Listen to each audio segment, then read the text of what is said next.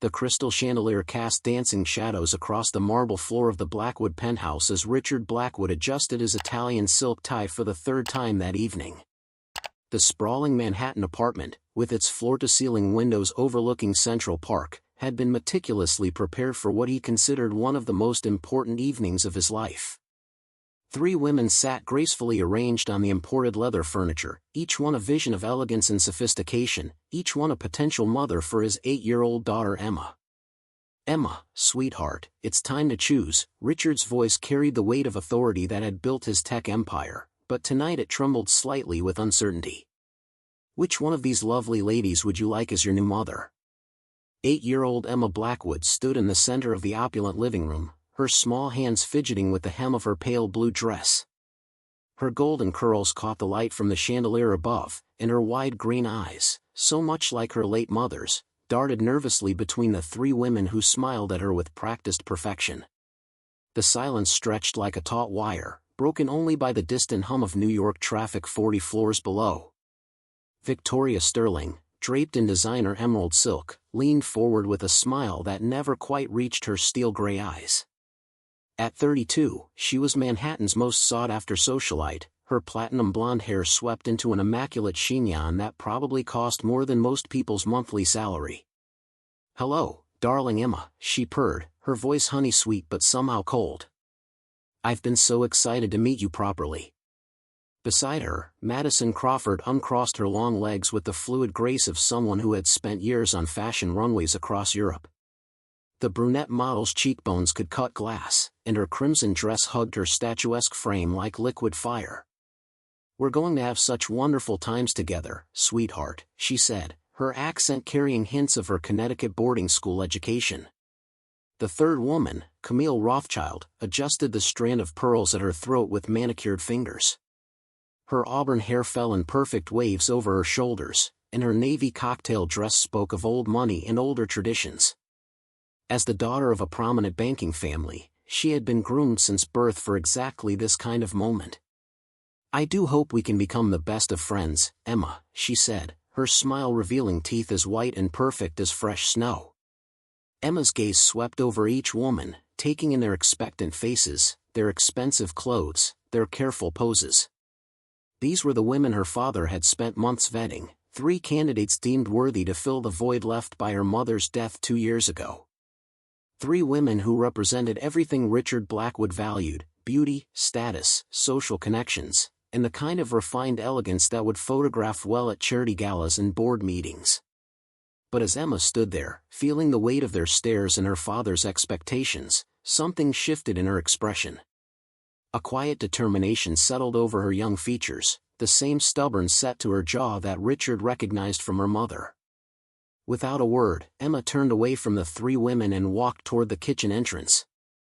At that exact moment, Keisha Washington emerged from the kitchen, carrying a silver tea service with the practiced ease of someone who had navigated these marble floors countless times.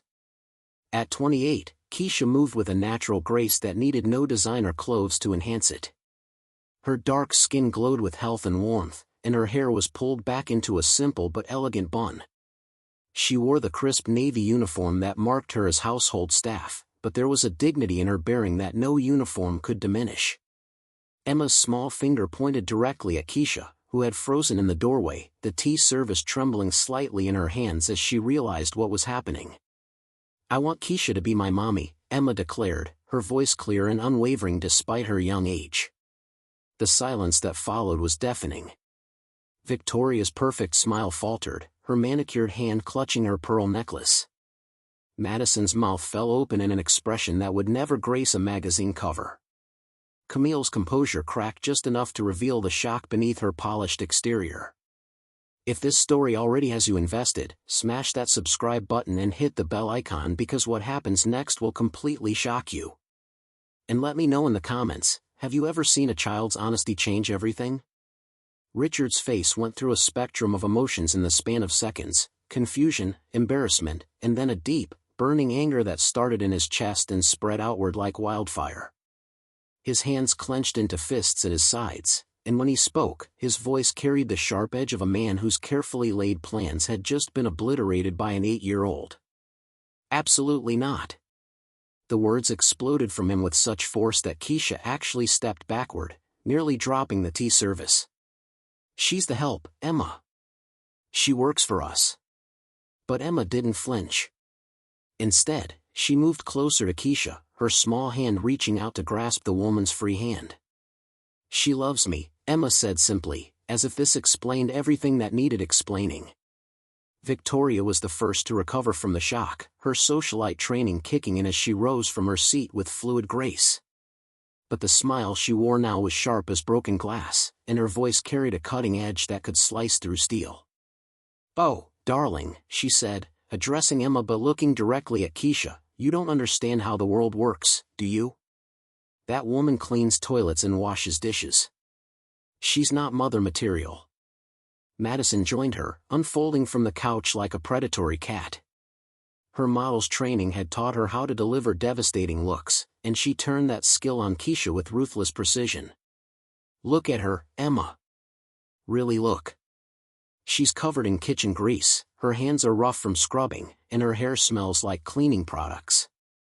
Is that really what you want representing your family at school events and social gatherings?" Camille's attack was perhaps the cruelest because it came wrapped in the veneer of concerned propriety. She approached Emma with the air of someone delivering difficult but necessary truth.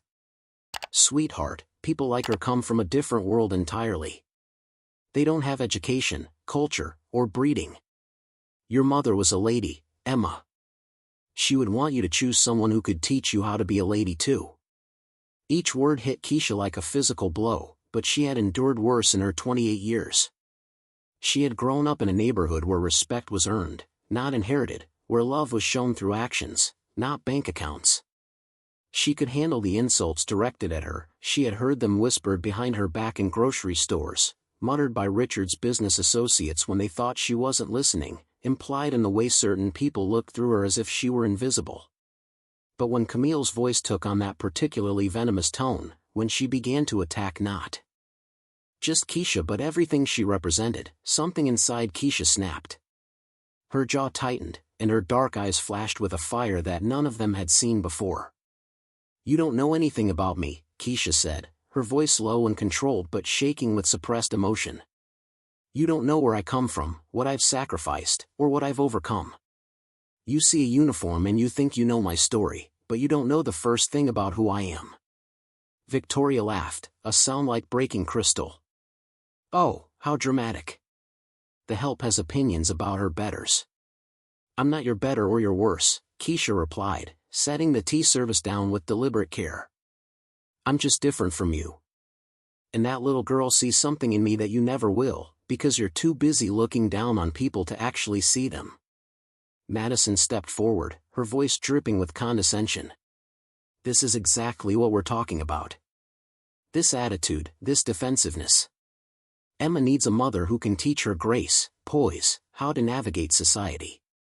She needs someone who understands the responsibilities that come with the Blackwood name. What she needs," Keisha said, her voice growing stronger, "is someone who will be there when she has nightmares about her mother. Someone who will read her stories and help with her homework and hold her when she cries. Someone who loves her for who she is, not what she represents." Richard had been watching this exchange with growing frustration, his carefully orchestrated evening dissolving into chaos before his eyes. These three women represented everything he wanted for Emma's future: connections to the right families, understanding of social expectations, the kind of polish that would serve her well in the circles she would need to navigate as a Blackwood. "Enough!" Richard's voice thundered through the penthouse, silencing everyone instantly. "Keisha, you're out of line. You work for this family, which means you follow my decisions, not question them." Emma's grip on Keisha's hand tightened, and tears began to well up in her green eyes. "But Daddy, she takes care of me. She knows my favorite stories and she makes me feel safe when I'm scared." "That's what we pay her for," Richard said coldly, the words hitting Keisha like a slap across the face. "But being a mother requires more than just babysitting, Emma. It requires class, education, social standing. It requires someone who can open doors for you, not someone who cleans them." Keisha felt something crack inside her chest, a sound like her heart breaking that only she could hear. She had known this moment would come eventually, had prepared herself for it in the quiet hours when she lay awake thinking about her place in this gleaming tower, in this family that wasn't really her family. "I understand," Keisha said quietly, though her voice wavered slightly. "I'll pack my things." "No." Emma's cry was sharp and desperate, and she threw her arms around Keisha's waist, clinging to her with the fierce desperation of a child who had already lost too much. "Please don't go. I don't want any of them. I want you." Richard's patience finally snapped completely. He strode across the room and grasped Emma's arm, perhaps more roughly than he intended, trying to pull her away from Keisha. "You're embarrassing me, Emma. These ladies have taken time out of their evening to meet you, and you're being incredibly rude." "I don't care." Emma sobbed, her small hands clutching at Keisha's uniform. "They don't love me like she does. They only want Daddy's money." Out of the mouths of babes, Keisha thought, but she didn't dare say it aloud. Instead, she gently disentangled Emma's hands from her uniform, kneeling down to look into the little girl's tear-streaked face. "Hey, baby girl," Keisha said softly, using the pet name that always made Emma smile. "You have to be strong, okay? You have to be the brave little girl I know you are." "But I need you," Emma whispered, her voice breaking. "I know, sweetheart. I know." Keisha's own voice was thick with unshed tears. "But sometimes we don't get what we need. Sometimes we have to make do with what we're given." Victoria, Madison, and Camille watched this emotional scene with varying degrees of discomfort and distaste.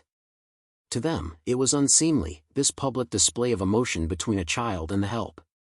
It was exactly the kind of boundary crossing that they would eliminate once one of them took over as Emma's stepmother. "This is precisely the problem," Victoria said, her voice cutting through the tender moment like a knife. "She's allowed to form inappropriate attachments. A proper mother would teach her the correct relationships to have with staff." Camille nodded sagely. "Children need structure, boundaries. They need to understand their place in the world and the places of others." Madison adjusted her dress with a dismissive gesture. "Honestly, Richard, it's a good thing you're addressing this now. Imagine if she had continued to develop these feelings. It would be embarrassing for everyone involved." Richard looked down at his daughter, who was still clinging to Keisha despite his efforts to separate them, and felt a complex mix of emotions churning in his chest. Part of him recognized the genuine love between Emma and Keisha, could see the way his daughter's entire demeanor changed when the woman was near. But that recognition was overshadowed by his own ambitions, his desire to secure Emma's place in the social stratosphere he had fought so hard to reach. "Keisha," Richard said, his voice formal and cold, "I think it would be best if you left tonight. I'll have your final paycheck sent to your apartment." The finality in his tone hit Keisha like a physical blow. 3 years of her life, 3 years of loving this little girl, of being there through scraped knees and bad dreams and homework struggles, and it was ending just like that. No ceremony, no acknowledgement of her service, just a dismissal as cold and impersonal as firing any other employee. "I understand, Mr. Blackwood," Keisha said, rising to her feet with as much dignity as she could muster. "I'll go pack my things." As she turned to leave, Emma broke free from her father's grasp and ran after her. "Keisha, wait. Don't leave me. Please." But Keisha couldn't turn around, couldn't look back at the little girl whose heart she was breaking along with her own. If she looked back, she might not have the strength to leave, and staying would only make things worse for everyone, especially Emma. Richard caught Emma before she could follow Keisha any further, lifting her into his arms despite her struggles. "Enough, Emma. It's time to choose one of these lovely ladies to be your new mother." "I won't." Emma screamed, her small fists pounding against her father's chest. "I won't choose any of them. I hate them. I hate you." The 3 women exchanged glances, their carefully maintained composure cracking slightly in the face of Emma's raw emotion. This was not how they had envisioned the evening going. They had expected a charming dinner, perhaps some polite conversation with a well-behaved child, and then a dignified selection process. Victoria cleared her throat delicately. Perhaps, she said carefully, we should reschedule this evening. Give the child time to adjust to the situation. Madison nodded quickly, already reaching for her designer handbag. Yes, emotions are running rather high. It might be better to try again when things have settled down. Camille was already moving toward the door, her heels clicking sharply against the marble floor. We'll be in touch, Richard. Once you've handled the situation. And just like that, the three women who had come to compete for the role of Emma's stepmother fled the penthouse, leaving behind only the lingering scent of expensive perfume and the echo of their hasty retreat. Richard stood in the middle of his living room, holding his sobbing daughter, surrounded by the debris of his carefully laid plans. The evening that was supposed to secure Emma's future had instead revealed fractures he hadn't known existed, cracks in the foundation he thought he had built so carefully. Upstairs, Keisha moved through her small room adjacent to the kitchen, packing her few belongings into the same suitcase she had arrived with 3 years ago. Each item she placed in the case felt like another small death: the book of poetry Emma had given her for her birthday, the photo of them baking cookies together, the hand-drawn card that said "World's Best Almost Mom" in Emma's careful printing. She could hear Emma's sobs echoing through the penthouse, could hear Richard's voice trying to calm her down, trying to reason with her. But Keisha knew that no amount of reasoning would fix this. Emma had made her choice with the pure honesty that only children possessed, and that choice had been rejected not because it was wrong, but because it didn't fit into Richard's vision of their future. As Keisha zipped her suitcase closed, she allowed herself one moment of weakness, one moment to imagine what might have been. She thought about school plays and birthday parties, about teaching Emma to drive and helping her get ready for prom, about being there for all the moments that mattered in a young woman's life. She thought about being part of a real family, not just an employee who happened to love them. But that had always been a fantasy, she reminded herself. She was smart enough to know that fairy tales didn't happen to girls like her, girls from the wrong side of town who cleaned other people's houses and raised other people's children. The best she could hope for was to love Emma from a distance, to hope that whoever Richard eventually chose would see the special little girl she was leaving behind. Downstairs, Richard had finally managed to calm Emma enough to carry her to her bedroom. He tucked her into bed despite her protests, despite her continued pleas for him to bring Keisha back. As he sat on the edge of her bed, looking down at his daughter's tear-stained face, he felt a pang of something that might have been regret. "Daddy," Emma whispered, her voice hoarse from crying, "why can't I choose who I want?" Richard brushed her hair back from her forehead, the same gesture he had seen Keisha make countless times. "Because sometimes," he said carefully, "children don't understand what's best for them. Sometimes adults have to make hard choices." "But she loves me," Emma said, her green eyes reflecting a wisdom that seemed far beyond her 8 years. "And I love her. Isn't that what matters?" Richard didn't have an answer for that, at least not one that an 8-year-old would understand. How could he explain the pressures of social expectations, the importance of maintaining their family's position, the way the world worked when you had as much to lose as they did? "Go to sleep, sweetheart," he said instead, kissing her forehead. "Things will look better in the morning."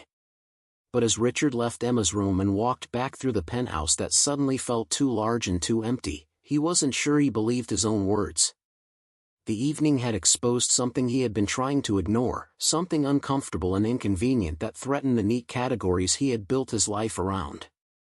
Keisha Washington, the woman he had just dismissed as unsuitable to be his daughter's stepmother, had been more present in Emma's life than he had. While he had been building his empire, attending board meetings, and maintaining his social connections, Keisha had been the one reading bedtime stories, helping with homework, and wiping away tears. The realization stung more than Richard cared to admit. He had built his entire adult life around the premise that success meant moving up, leaving behind the struggles and limitations of his own modest beginnings. He had clawed his way to the top of the tech industry, had earned his place among Manhattan's elite, had surrounded himself with all the markers of achievement and respectability. But tonight, his 8-year-old daughter had shown him that all of his achievements meant nothing if they came at the cost of the relationships that actually mattered. Emma's choice hadn't been about social status or financial security or future opportunities. It had been about love, pure and simple, in the recognition of who had actually been there for her when it counted. As Richard poured himself a glass of whiskey and stood by the floor-to-ceiling windows looking out at the glittering city below, he couldn't shake the image of Emma clinging to Keisha, begging her not to leave. He couldn't forget the look of quiet dignity on Keisha's face as she accepted his dismissal, the way she had comforted Emma even as her own heart was breaking. But Richard had made his choice, had drawn his line in the sand. He couldn't back down now, couldn't admit that maybe, just maybe, his 8-year-old daughter understood something about love and family that he had forgotten in his climb to the top.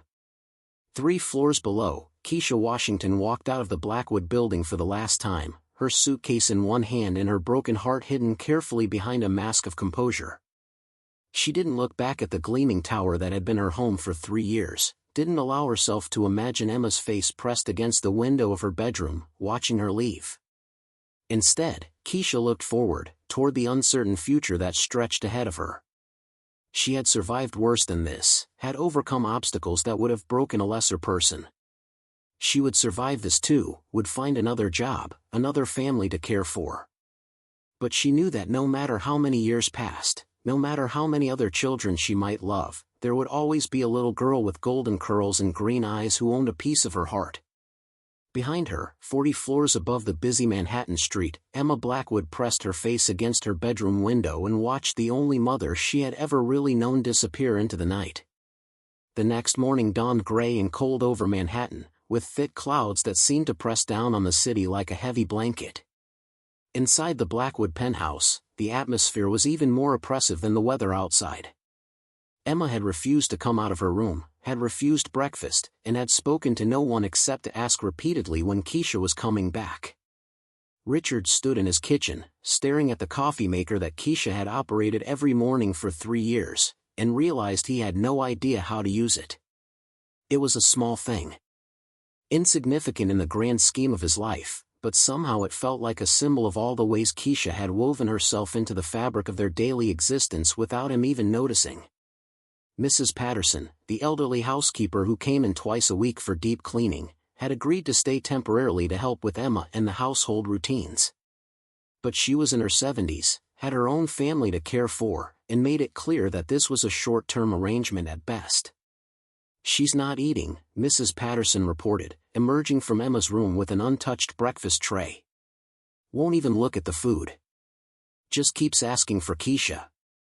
Richard rubbed his temples, feeling a headache building behind his eyes. He had 3 important meetings scheduled for today, a conference call with investors in Tokyo, and a presentation to prepare for next week's board meeting. He couldn't afford to be distracted by domestic drama, couldn't allow his personal life to interfere with the business empire he had built. "She'll come around," he said, as much to convince himself as Mrs. Patterson. "Children are resilient. She'll adjust." But even as he said it, Richard could hear the weakness in his own argument.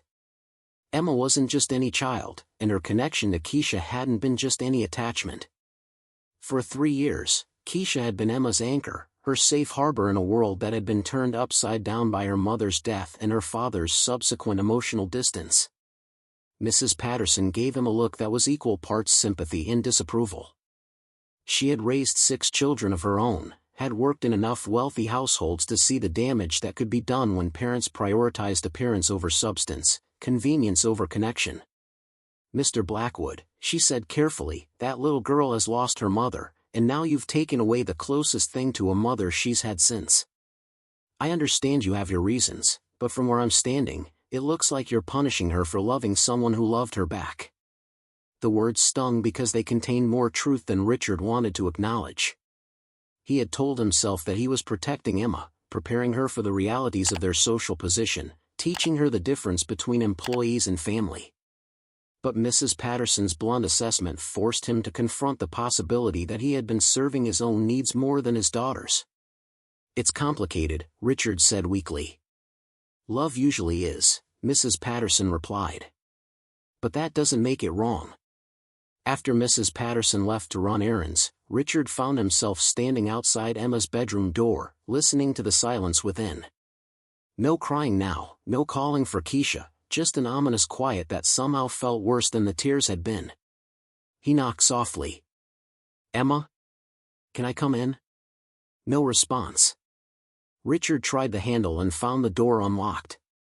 Emma was sitting by her window, still in her pajamas, her knees drawn up to her chest as she stared out at the city below. She didn't acknowledge his presence, didn't turn around when he entered the room. "Sweetheart," Richard said, settling into the chair beside her bed, "we need to talk about what happened last night." "There's nothing to talk about," Emma said, her voice flat and emotionless in a way that alarmed him more than her earlier hysteria had. "You made your choice. You chose them over her." The simple statement hit Richard like a physical blow. In Emma's 8-year-old logic, that was exactly what had happened. He had been presented with a choice between 3 women who meant nothing to Emma and 1 woman who meant everything to her, and he had chosen the strangers. "It's not that simple, Emma. Those ladies, they can offer you things that Keisha can't. They can teach you about society, about culture, about the world you're going to need to navigate as you grow up." Emma finally turned to look at him, and Richard was shocked by the adult sadness he saw in her young eyes. "They don't know my favorite color," she said quietly. "They don't know that I like my toast cut into triangles or that I'm scared of thunderstorms. They don't know that I still sleep with Mommy's picture under my pillow or that I have bad dreams about her sometimes." Each observation was like a small knife to Richard's heart, because he realized that he didn't know most of those things either. Somewhere in his pursuit of success, in his determination to provide for Emma's future, he had missed out on the details of her present. "Keisha knows all of that," Emma continued, her voice growing smaller. "She knows everything about me, and she loves me anyway. But you sent her away because she's not fancy enough for you." "That's not," Richard started, but Emma cut him off. "It is true, Daddy. You care more about what other people think than you care about what makes me happy. And now she's gone, and I'm all alone." The words "all alone" hung in the air between them, an indictment that Richard couldn't deny. Emma wasn't just mourning the loss of Keisha, she was expressing a loneliness that went deeper, a sense of abandonment that had probably been growing for months without him noticing.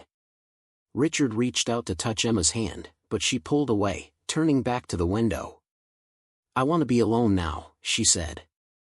As Richard left Emma's room, he felt the weight of his failures pressing down on him like a physical burden. He had been so focused on securing Emma's future that he had neglected her present. He had been so concerned with maintaining their social position that he had ignored the relationships that actually brought joy and stability to his daughter's life. But what Richard didn't know was that this was only the beginning.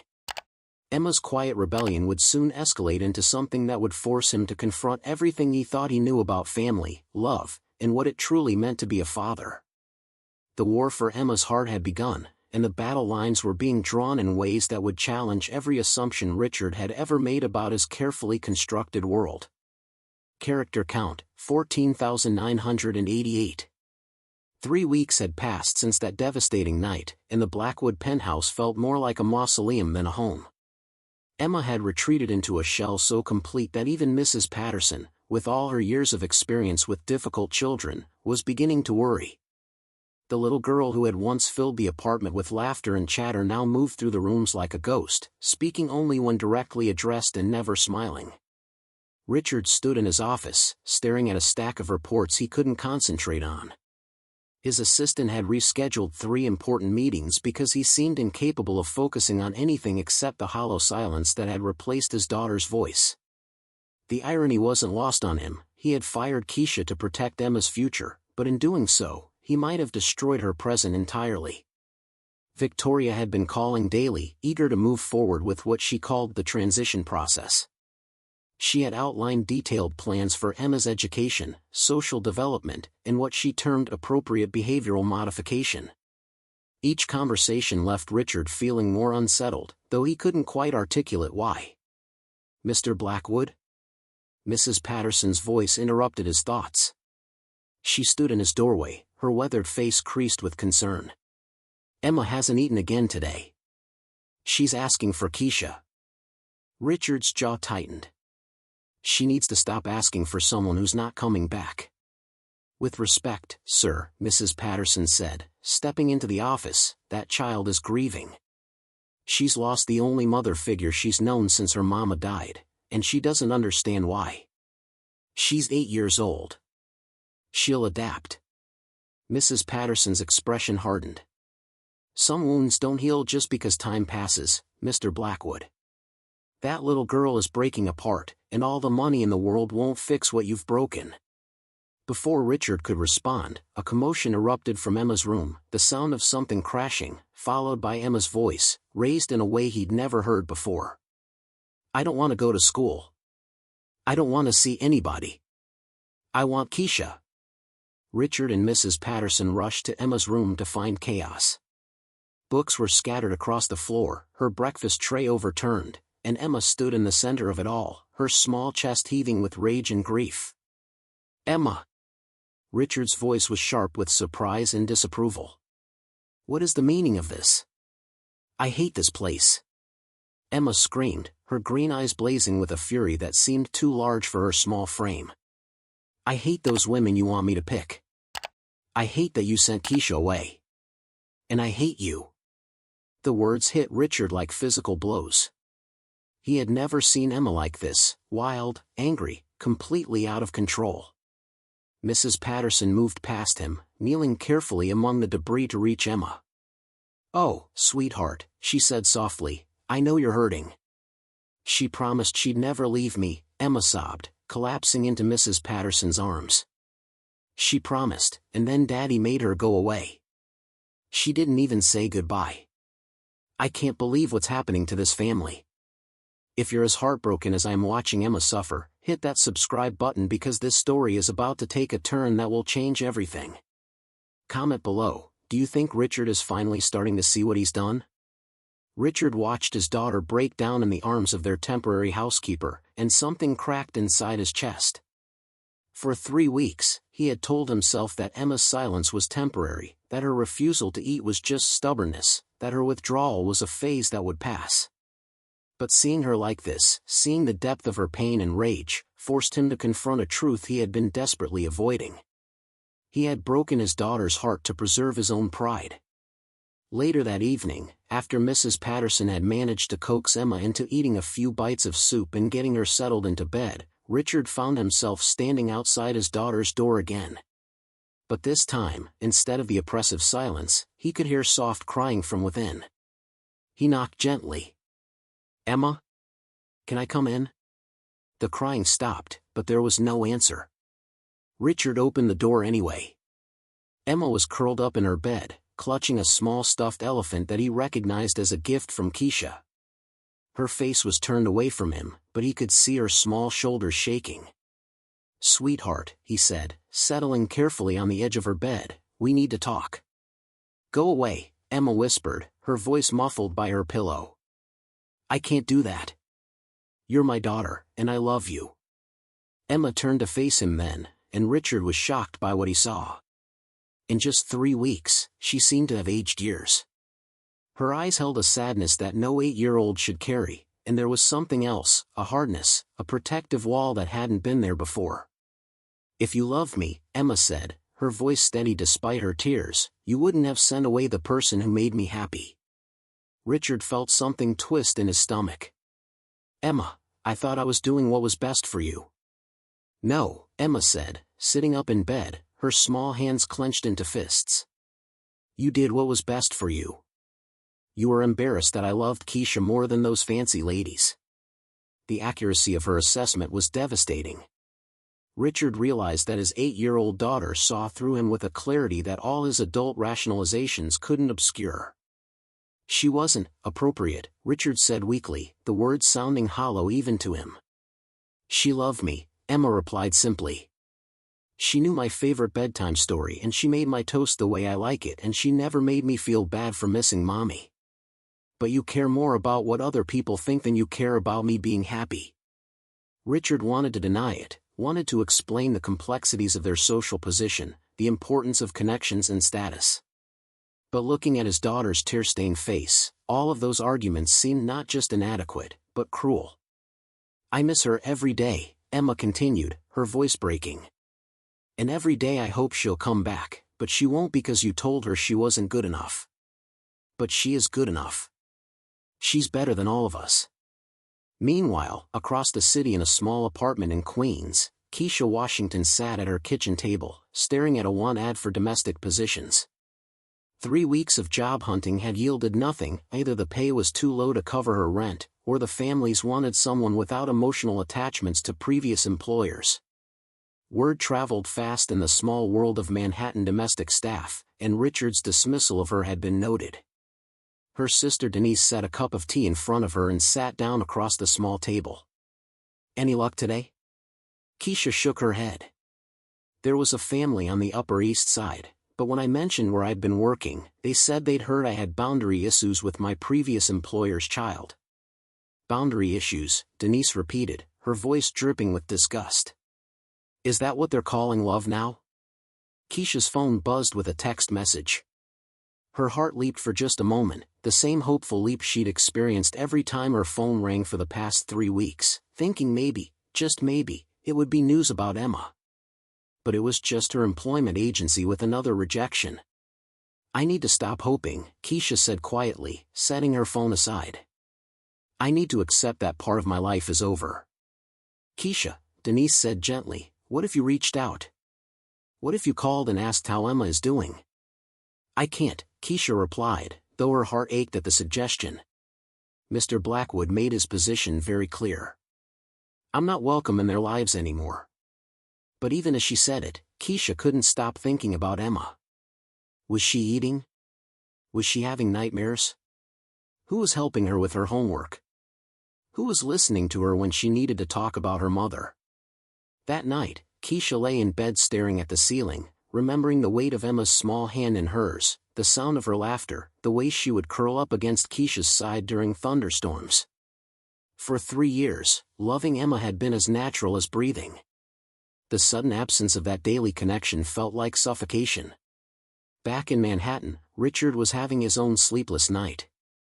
Emma's words echoed in his mind, "She loved me." It was such a simple statement, but it contained a truth that cut through all of his careful justifications. Keisha had loved Emma. Genuinely, purely, without agenda or condition.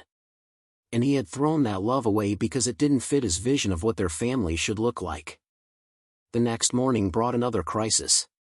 Emma refused to get dressed for school, refused to speak to the substitute nanny Richard had hired, and locked herself in her bathroom when he tried to reason with her.